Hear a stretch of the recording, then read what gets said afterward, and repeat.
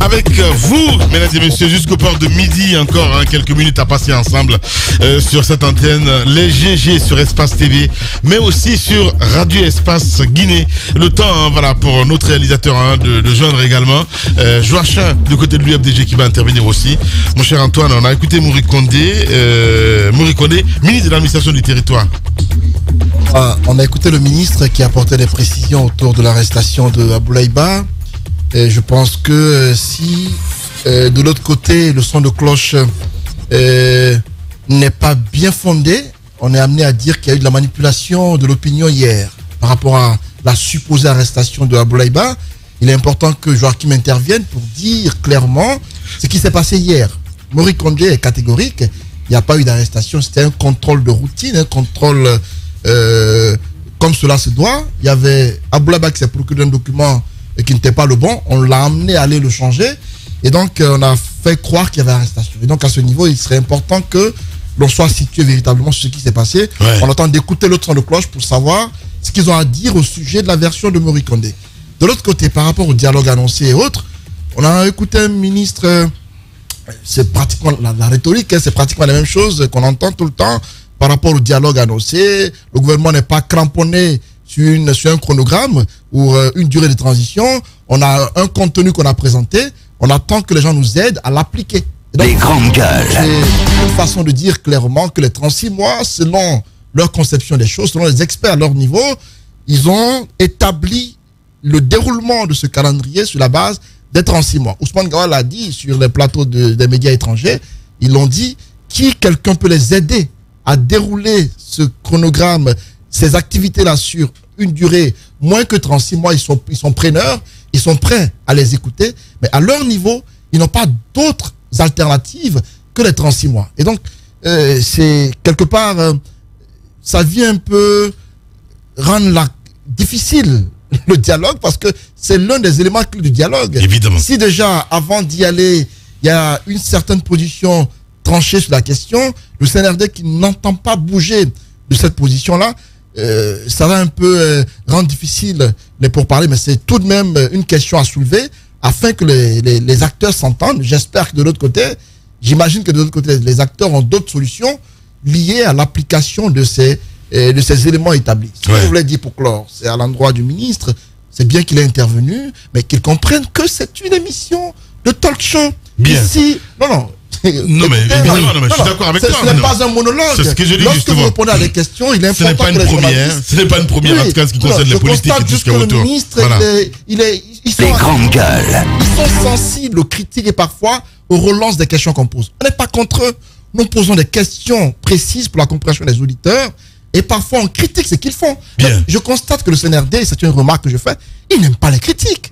Lorsque vous les critiquez, mais ils prennent des positions parfois pour dire que c'est un média qui n'aime pas ce que nous faisons et tout cela. Alpha Condé l'a fait en son temps. Les grandes gueules. Les critiques, ça aide un gouvernement à avancer. Les grandes gueules. Quand vous n'aimez pas les critiques, vous n'évoluez pas. Antoine. Celui qui n'aime pas les critiques n'est pas quelqu'un qui veut évoluer. Donc, nous ici, nous critiquons positivement. On n'est pas contre quelqu'un. C'est ça les GG. On est resté quand même une année ou 2 ans ici, ça, le ministre. Est-ce que... Mory Condé, moi je l'encourage. Moi, juste une phrase. Je le félicite pour l'intervention de ce matin, mais qu'il comprenne que ça ne va pas changer nos critiques lorsque c'est pas bon. Quand c'est pas bon, on va critiquer. C'est pas des critiques. Je voulais juste rappeler au ministre qu'il y a un peu plus d'une année en arrière, lui et moi, on était acteurs de la société civile et on s'asseyait dans la même salle pour se parler et sourire. S'il s'effarouche de mes questions aujourd'hui, le pouvoir est doux. Eh bien oui, madame. Le pouvoir est doux. Moussa Yoruba, allez, Joachim en direct. Ok, Joachim, bonjour et bienvenue chez les GG sur Radio Espace. Bonjour, Lamine et compagnie, bonjour. Et apparemment, le pouvoir est très doux, mais vous êtes en train de goûter apparemment la face amère du pouvoir, mon cher Joachim. Qu'est-ce qui se passe? Abdoulaye Ba arrêté, Abdoulaye Ba libéré. Non, il n'a pas été arrêté, c'était un contrôle de routine. Dites-nous vraiment, qu'est-ce qui s'est passé du côté de Koundara ce week-end avec M. Abdoulaye Ba? Merci Mohamed. J'ai écouté avec intérêt le ministre Mory Condé. Je crois qu'on essaie d'analyser la galerie. Et je m'interroge d'ailleurs pourquoi c'est lui qui vient faire cette communication en lieu et place du ministre de la Sécurité ou d'un autre membre du gouvernement. Bon, nous avons fait une communication officielle. Je crois avoir personnellement envoyé un communiqué, l'information à la presse, et l'information que nous avons donnée, la communication que le parti a faite était assez claire. Nulle part, nous n'avons parlé de l'arrestation de Abdoulaye Ba. Nous avons dénoncé une tentative d'arrestation. À cet effet, monsieur le ministre vient de faire un récit invraisemblable. Parce que un citoyen qui voyage et qui est arrêté à la frontière pour défaut, si vous voulez, de conformité de laisser-passer, la procédure est simple, c'est de lui notifier que le laisser-passer n'est pas bon et qu'il faille prendre un autre et on l'indique où il doit le prendre. Nous voyageons tous les jours, on sait que ça coûte 10 000 francs à la frontière. 10 000 francs CFA.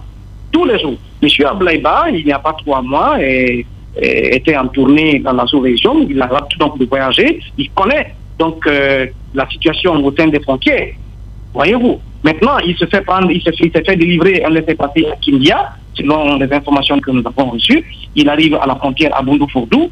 Là-bas, au lieu de lui notifier que ce n'est pas la police qui devait lui délivrer ce document, c'est plutôt la douane, on confisque son téléphone, on confisque les documents de voyage, on met le véhicule à la fourrière, on le dépose en garde à vue à Bundou-Fourdou de 13h à 17h, d'où il est, après plusieurs tractations, il est autorisé à retourner sur Koundara, où au commissariat central il est resté encore 2-3 heures avant d'être mis en contact avec les différentes autorités. Nous apprenons que le ministre Moïse Condé s'est impliqué pour dénouer la situation, chose que nous apprécions hautement.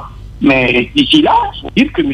Abdoulaye Ba a été traumatisé et son père, âgé de 81 ans, souffrant de problèmes pulmonaires et de reins, a vu la tension monter d'un cran.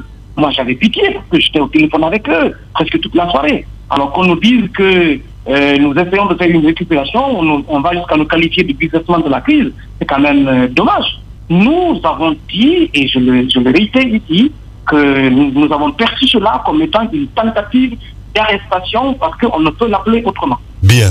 Joachim Milimono en direct ce matin du côté de l'UFDG sur Radio Espace. Peut-être une dernière question, mon cher Antoine.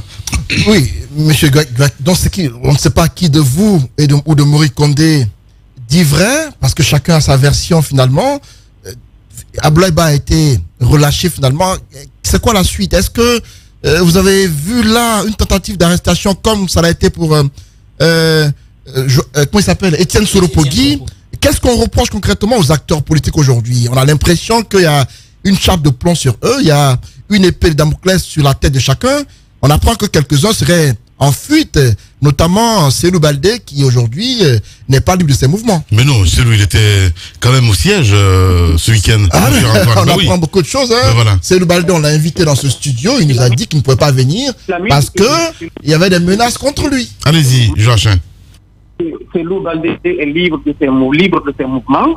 Il est à Conakry. Nous étions samedi ensemble au siège à l'Assemblée générale du parti. Hier, c'était le week-end, je n'ai pas eu de ces nouvelles, mais je puis vous dire, il va bien, il est libre de ses mouvements. Maintenant, si vous pouvez nous dire pourquoi Sekuyaya a été arrêté réellement, de manière palpable, et qu'on nous dise effectivement, c'est maintenant que nous apprenons que Étienne Soropogui était visé par une plainte et qu'il a reçu des convocations, qu'il aurait même été invité par la gendarmerie à travers un appel téléphonique et qu'il y a même un mandat qui aurait été émis à son encontre. Tout ça fait maintenant que nous apprenons. Mais pourquoi c'est le ministre de l'administration du territoire qui nous apprend? Ce n'est pas la justice, ce n'est pas le recommandement. Alors c'est une question qui se pose et je voudrais qu'on nous aide à avoir quand même des réponses assez claires. À mon sens, c'est pas comme ça que fonctionne une république. Même un État c'est pas aussi délicat qu'il soit, ne devrait fonctionner ainsi. Bon, maintenant, pourquoi, encore je pose la question, on tacle là. Moi-même, personnellement, de la même manière que Étienne a été poursuivi à la sortie d'une émission à film. Allez, là aussi, ça s'entrecoupe, hein, voilà, avec Joachim Milimono en direct ce matin. Le temps peut-être pour Mohamed de le rappeler, hein, parce que je ne sais pas trop ce qui se passe. Allez-y, mon cher Jacques. Bon, pour cette histoire de Abdoulaye Ba, il n'est pas arrêté, c'est cela la vérité. Maintenant, pour le reste, je crois il faut faire intervenir une troisième personne pour savoir où se trouve la vérité, parce que l'UFDG et puis le gouvernement, chacun donne ses explications. Je voudrais quand même revenir sur la communication du ministre de l'administration du territoire. Moi, je note qu'il y a une avancée tout de même, parce que j'avais toujours compris, et même dans la communication, la dernière communication du Premier ministre à New York, que le recensement général de la population et de l'habitat était compris comme un élément de la transition. Le ministre de l'administration vient nous apprendre ce matin que cela ne fait pas partie des activités nécessaires pour une sortie de crise. Dès lors que cela est entendu comme ça, parce que c'est ce qu'on cale sur 24 mois. Non, mais cette confusion, il faut bien s'appuyer là-dessus. Oui, mais cette confusion est venue laissez-moi aller. Ils l'ont mis dans le calendrier de la transition. Juste la précision, non. Voilà. Maurice Condé a dit dans sa communication qu'il y a 9 activités désormais, il y en avait 10 au départ. Voilà. Ils ont retiré l'activité dont tu parles. Mais s'ils l'ont retiré, parce que le Premier ministre s'est appuyé sur ça. Il dit il leur faut 24 mois bien pour les recenser. Voilà. On revient avec pour toi, les deux activités. mon cher Jacques Joachim qui revient à l'antenne. Allez-y, madame. Alors, Joachim, moi, je voulais cette précision. Monsieur Etienne Soropogui étant de l'ANAD, est-ce que vous avez eu des confidences, par exemple, par rapport à tout ce que le ministre de l'administration du territoire nous a confié ici à l'antenne, notamment le dépôt de 3 convocations et que, il paraît-il, ils ont déposé ces convocations. Monsieur Etienne ne s'est pas plié, c'est pour cela qu'il a finalement été interpellé. Est-ce que vous avez eu des confidences de ce genre? J'avoue que c'est sur vos ondes que je l'apprends maintenant. À notre niveau, quand nous avons appris l'arrestation, d'abord, tout au départ, on ne savait pas où il avait été conduit. C'est par après qu'on a appris qu'il a été conduit à la direction des investigations judiciaires. Si nous avions eu toutes ces informations, on n'aurait pas eu besoin de faire un communiqué, comme on l'a fait. Maintenant, je ne sais pas encore une fois pourquoi c'est Maurice Condé qui le dit maintenant. Encore faudrait-il que tout ce qu'il a dit soit vrai. Voilà. D'accord. Alors, Joachim, l'autre question, c'est par rapport au motif. Est-ce que vous, à date, puisqu'il fait partir aussi de l'ANAD, à date, est-ce qu'on vous a dit... Il y a quelque chose quand même qui nous parle, parce que quand il dit ce que Maurice Condé dit, on espère que c'est vrai, parce qu'il a cette réputation quand même aujourd'hui, Joachim. Il faut le rappeler. Mais Antoine, pourquoi tu me regardes comme ça? Tu vas pas dire ça. Quand même. Alors, Joachim, est-ce que vous savez aujourd'hui les motifs pour lesquels, tout comme les autres qui sont aujourd'hui en détention, les motifs pour lesquels on a arrêté votre compère? Je dis encore que jusqu'à date, à l'instant T où je vous parle, je n'avais pas encore que les autres leaders de l'ANAD n'avaient pas d'informations, les informations que M. Maurice Condé vient de livrer sur vos ondes. Voilà, c'est lui qui l'ont vérifié à travers les avocats. Pour nous, vous savez que c'est intervenu le week-end, hier c'était dimanche, et donc il était question que les avocats, ce matin, lundi, puissent se mettre en mouvement, prendre attache avec les différentes autorités, pour comprendre qu'est-ce qu'on reproche effectivement à Etienne. Mais en attendant ça, j'apprends ici à Espace FM TV que Etienne était visé par une plainte, je ne sais de qui. Maintenant, s'il y a plainte, qui c'est plainte? Parce que, écoutez, moi j'ai fait toute la semaine avec Etienne. Le vendredi, j'étais avec lui. On a passé 4 heures. Voyez-vous. Voilà. Donc il vous a jamais confié quelque part comme quoi il a été convoqué à la gendarmerie, il n'a jamais reçu de convocation. Et voilà. Bien.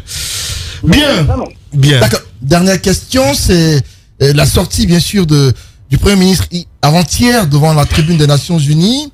Votre appréciation du discours de Bernard Goumou en tant qu'opposant, et dites-nous, est-ce que vous avez espoir pour la tenue du dialogue qui doit venir? Écoutez, je ne veux pas commenter le discours du Premier ministre Bernard Goumou. Par contre, l'attitude générale du CNRD vis-à-vis de la communauté internationale est à déplorer. Aujourd'hui, le souverainisme béant, ce nationalisme exagéré que nous essayons d'afficher ne nous mènera nulle part sinon que dans le gouffre. Aucun pays, surtout pas un pays du tiers-monde comme les nôtres, comme l'autre, qui peut aujourd'hui prétendre évoluer en autarcie quand au moins on est économiquement indépendant, on est sur le plan alimentaire indépendant, on peut se targuer, on peut se taper la poitrine, la Chine peut se le permettre, la Russie, mais pas la Guinée. Pas la Guinée, on ne peut pas se permettre. Et malheureusement, cette défiance renouvelée à l'endroit de la communauté internationale fera beaucoup plus de mal à la population qu'aux membres du CNRD. Voilà. En réalité, ils ont leur famille à l'abri. Voilà. Ils ont leur famille à l'abri. Ils sont assurés aujourd'hui une certaine sécurité financière. Mais les différentes sanctions qui tombent sur la Guinée aujourd'hui, c'est que ça va forcément impacter le quotidien de l'ensemble des Guinéens. Bien. Voilà, Joachim Milimono en direct. Allez-y, madame. Alors, Joachim, on a écouté le ministre de l'administration du territoire tout à l'heure. Décidément, les 36 mois ne sont plus, comme je le dis, ce que je veux dire, le CNRD n'est plus cramponné à cette question des 36 mois. Ça donne peut-être une ouverture pour vous et votre coalition de participer à ce dialogue. Il le disait également que c'est possible de débattre de l'agenda qui a déjà été présenté. Est-ce que vous êtes aujourd'hui ouvert à participer à ce cadre de dialogue qui vient d'être mis en place par le président Mamadi Doumbouya? Après la publication du décret mettant en place le cadre du dialogue le 19 et la communication qu'a faite le Premier ministre le 20, nous avons fait une déclaration. Les coalitions ANAD, CORED, FNDC politique et RPG Arc-en-Ciel et alliés, nous avons non seulement salué le décret qui a été pris, mais nous avons fait part de nos remarques. Nous avons des réserves. Et les réserves se situent sur 3 points, mais palpables, que vous-même vous pouvez constater. Quand le décret ignore totalement, mais royalement, la CEDEAO et le médiateur qu'elle a désigné, qui était déjà dans un processus de consultation dont nous attendons le rapport.